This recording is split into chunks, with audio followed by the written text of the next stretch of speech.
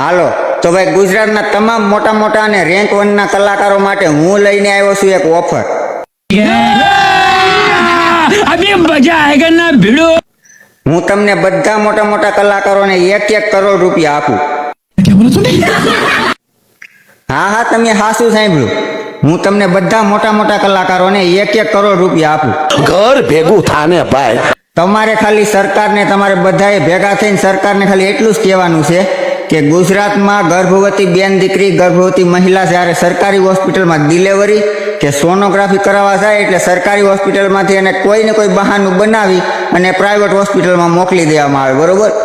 અને એ પ્રાઇવેટ હોસ્પિટલમાં એને 25 થી 50,000 રૂપિયાનો ખર્ચો આવે। તો સરકારને તમારે ખાલી એટલું જ કહેવાનું છે કે ગુજરાતના દરેક તાલુકામાં ગર્ભવતી મહિલાઓ માટે એક અલગથી સ્પેશિયલ અને મોટી હોસ્પિટલો અલગથી બનાવવામાં આવે, બરોબર?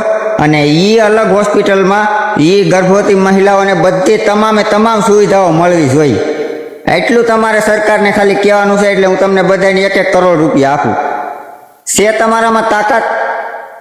એ તો જેણે છે ને એની માનું ધાવણ થયું હોય ને એ જ બોલી કે ये बड़ी अच्छी बात कही आप। કર્યું તમે કોઈ દી મમ્મું કર્યું? મમ્મું કર્યું તમે કોઈ દી?